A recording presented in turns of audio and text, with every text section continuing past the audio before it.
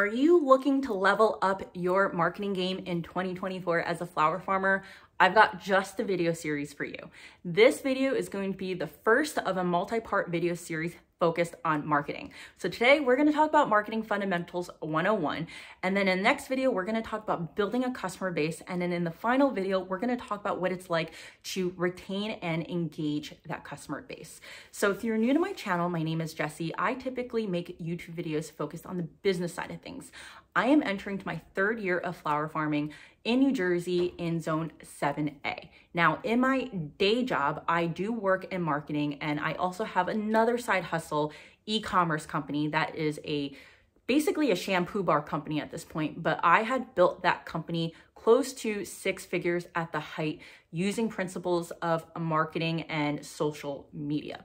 So I thought that this would be a good time to talk about the subject, which I think a lot of flower farmers struggle out with, especially when they're first starting out. What I want to start off with is talk about this marketing funnel, and this is going to be the linchpin for our discussion today. If you've taken a marketing course or you're a marketing major, this is going to be very standard information for you. One of the biggest mistakes that I see new flower farmers make is they skip the top of the funnel, which is this awareness piece, and go straight into purchase. So what does that mean? It means that right from the get-go, they are trying to sell their product without first building a customer base that is even aware that they are selling the product. So to give you a tangible example, my husband, Eric, was in the process of shopping for a pickup truck this time of year 2 years ago. We had wanted something that would give us a little bit more or better gas mileage, as well as something that was a little bit more eco-friendly. So we were looking at hybrids and electric pickup trucks. At that time, a newer company called Rivian was entering the market and taking pre-orders. Now, here's the thing. Eric could not have even considered Rivian if Rivian hadn't done the work to make people aware that that Rivian exists, right? You cannot buy something that you're not aware that it exists. So even though we didn't end up going with a Rivian, the point is that the car market is a very established market. Most of us can name like the majority of the car manufacturers out there. So for a new car maker to come in, they have to do a lot of work to make these customers who are in the market for buying a car aware that they exist to be a part of that consideration pool for buying a car.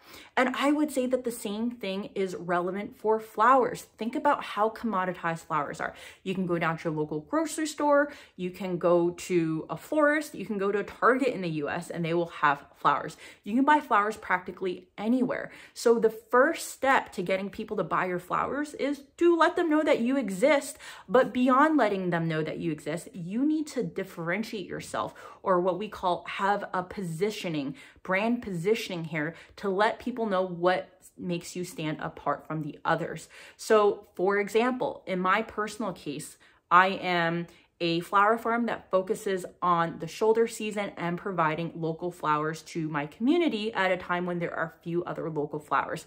I make sure that my customers understand if you want local flowers, especially this time of year in the winter, I'm your girl. I got winter tulips, right? My specialty is winter tulips, and I make sure that that is a part of my brand identity in the local community whenever I talk about my farm. Now, one really, really important thing to note is that the journey to go from awareness to purchase is going to look so different for everyone, and that timing or speed will also be impacted by time of year. I'm sure that many of you have been scrolling through social media and have happened upon ads. How many of you have actually clicked on one of those ads and made an impulse purchase because it would make a perfect gift? I know I have. We are in gift giving mode right now. You can see there's a Christmas tree behind me. So this time of year, if you're able to interrupt your customers with a very pertinent message, meaning that it resonates with them, they can think about, hey, like this would be a great gift for someone, you can disrupt what they're doing and get them to purchase immediately. Unfortunately, this is a lot more difficult during other times of year. In the flower farming world, we have other opportunities like Valentine's Day and Mother's Day and whatever other special occasion there might be, like call it like prom or, whatever, right? So there are other opportunities, but if you're looking to cultivate a customer base that will come to you, not just during those times of year. You need to be cognizant that it is very likely you're going to have people aware that you exist and that you sell flowers, but not ever make a purchase until months later. I've definitely had people who have followed me for months before they made a single purchase, and everyone's reason could be totally different. I had someone who said to me, I was renting for a long time, the house was a mess, I just didn't think that fresh flowers in this kind of messy, small, cramped space was really going to do anything for my space, but I just moved to a new house, I own it, I got furniture that I'm proud of, and I want to make this place feel like home, and I signed up for your flower subscription because of that. That person hadn't bought a single bouquet from me for, I think it was like 9 months. And then one day she was like, I want flowers and I know exactly who to go to. And that is exactly what we are trying to achieve here, is that when that person is ready to buy flowers, they will go to you and buy flowers from you. If you're not accustomed to thinking about marketing in this way, you probably have two very obvious questions right now. One is, well, what is the difference between a post that focuses on awareness versus something that focuses on purchase look like? Why can't I do both at the same time? So let me address those two questions. The difference between the two posts are going to look very different in terms of the words that you put out. The photo might even be the same on your social media platform, but the words are going to look different. So an awareness post for my personal farm might look something along the lines of, hi everyone, just want to introduce myself. My name is Jessie. I grow in the Shannick station on a 40 by 90 foot space, but our specialty is actually winter tulips. We focus on providing flowers to our local community at a time of year when there are few other flowers, and tulips are our specialty. We have over 10,000 bulbs that we received this year, and we're looking forward to growing them over the next 3 to 4 months. Okay, so that's awareness, because I've given people very clear direction on, or not direction, I've given people a very good idea of what I do, what I specialize in, and what I want them to remember me for. On the contrary, a post that focuses on consideration or purchase might look something to the effect of, we are so excited. We just harvested our first winter tulip stem. I anticipate that in the coming days, a lot more will be ready and we will have bouquets ready for sale this upcoming weekend. You can purchase one directly on our website, or you can direct message me. These will look great on your kitchen table in time for the holidays. So clear call to action, clear messaging on how to purchase, where to purchase, and I am trying to get people who want to take action to take action. Now, this next question around why can't you do both at the same time? The answer is you can, and you really need to. But the key here is that even though you might have two very different messages, they're going to resonate with people differently depending on where they are in the funnel. And if it doesn't resonate with one person, they might just it might just completely skip them, in the sense that they're just not going to dwell on it, or they're just going to scroll on by, right? But for the people that it does resonate with, they're going to pause and they're going to digest it and keep it in the back of their mind. So the other thing about marketing is that it takes time, and we call it frequency, meaning you have to say the same thing multiple times for someone to remember it. There's a stat out there that says you have to say a message 7 times for someone to remember it. So don't think that, hey, I just made one post about like awareness or even purchase, and I'm going to quickly get a lot of clicks, or I'm going to get a lot of messages to buy bouquets. Sometimes you will, but chances are if you're new, it's going to take multiple times for people to hear that in order to purchase something from you. Now that you know this information, what should you do with it? Well, this time of year, a lot of us are crop planning. We're figuring out what to grow for the 2024 season. Some of us may even be thinking about sales outlets, but very few of us, I would argue, are thinking about our marketing plan. And I'm not talking about creating a content calendar, which is really a calendar that says, hey, this post is going to go live on January 28th. This next post is going to go live on February 12th.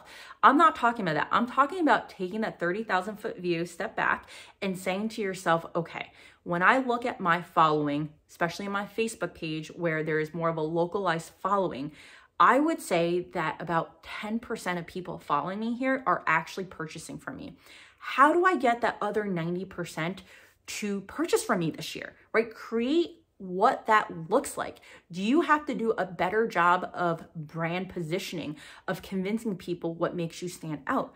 Or do you have a very solid brand positioning, but you just haven't messaged frequently enough, right? So think about where your gaps are and start making a plan around that. So again, in the subsequent videos, we're going to talk about how we can do that in a more tangible way.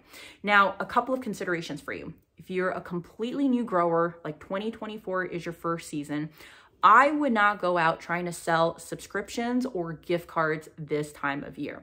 I know a lot of people are actually trying to do that.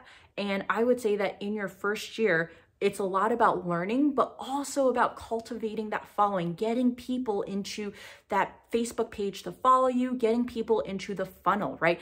Focus more on what you stand for and what sets you apart. And then later in the season, start trying to convert people to that purchasing phase of the funnel. If you're like me heading into my third year, or you've been a little bit established, chances are you are still looking for new customers as well as nurturing your current customer base. And so this is where I want to emphasize, do not forget about the customers who purchased from you this year and last year. One of the other marketing fundamentals is that it is a lot easier to get a current customer to purchase from you again than it is to persuade a completely new customer to buy from you, right? So are you still keeping your customers who purchase from you engaged? Are you giving them a reason to purchase next year? Don't forget about them because they can end up being your best customers. It's got to be a healthy balance between chasing after new people and keeping the current people happy. But oftentimes I see a lot of people just prioritizing trying to get new people and really wasting this opportunity with this customer base that they've already cultivated. So I hope I've given a lot for you to think about. In my day job, I mentioned that I do work on marketing for a living. And I would say that we, to a certain extent, talk about this marketing funnel every day and in detail. So for example, when companies have multi-million-dollar budgets, they're on different platforms or channels, right? So let's just take like YouTube and TikTok, for example, right? Companies are putting ads on these platforms to advertise their product. We are going down to the details to say, okay, what does that message look like for someone who has never heard about our product? So the awareness phase. And what does that message look like for someone who is very close in considering, but has not yet purchased? How does that message look different on YouTube versus TikTok? Because if you think about it, TikTok, like, it's such a low attention span type of platform. You're just scrolling and you need to hook someone immediately and really say what you need to say within a few seconds. With YouTube, you've got a little bit more time because people are coming onto YouTube for educational content. Their attention span is just a little bit more. So think about even how this applies for Facebook versus Instagram, because I would argue that the attention span on Instagram is slightly shorter than on Facebook.